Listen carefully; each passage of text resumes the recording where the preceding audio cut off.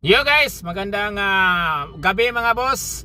Nandito ako sa ito yung kahabaan ng ng Giaranita mga boss.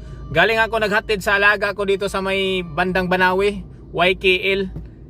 Laruan ng badminton mga boss. Iniwan ko na yung alaga ko doon kasi madaling araw pa yung matapos, alas 12, alauna pa matapos yun. Last time mga boss, nadala na ako dyan. Inabot kami ng alauna ng madaling araw. Sabi ko, lintig ganito pala to ka hindi maglaro to mga to dito kasi sarili na nila yung court dyan hindi na sila nagbabayad, barkada niya yung may-ari, kaya halos magdamag na sila maglalaro. Ako, nag-aantay, kawawa naman ako. Kaya sabi ko sa sarili ko, nung time na yon, sabi ko next time hindi na mauulit to. Buti kung binabayaran ako ng overtime dito, wala naman ako overtime, pambihirang buhay yan. Kaya sabi ko sa kanya nung nag-text kaninang alas 5 ng hapon, sabi alis daw alas 7 ng gabi, replyan ko na ikaw na lang magmaniho doon kasi marunong naman magmaniho yan eh. Tamad lang siya magmaniho. Sabi ko, kung gusto mo ihatid kita doon, iiwanan kita, bahala ka na sumabay pa uwi sa mga barkada mo. Abutin tayo ng madaling araw, pambihirang buhay yan. Buti kung may overtime tayo.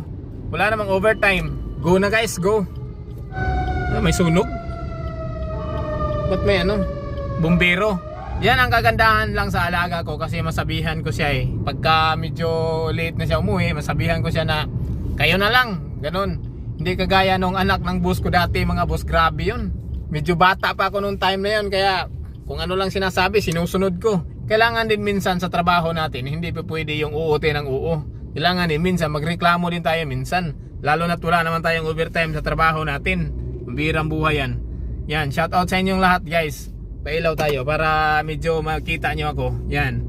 Hindi pa pwede yung oo lang tayo ng oo. Kahit labag na sa kalooban natin, oo pa rin tayo ng oo. Pambihirang buhay yan oh. Diba guys?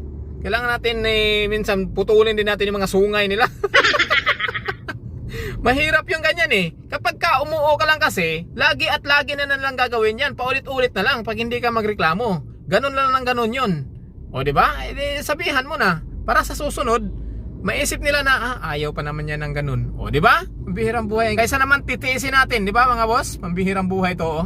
Pauwi na ako, guys. Hanggang dito lang ako mga boss. Pauwi na ako. Ayan, oh. Bye-bye na, guys.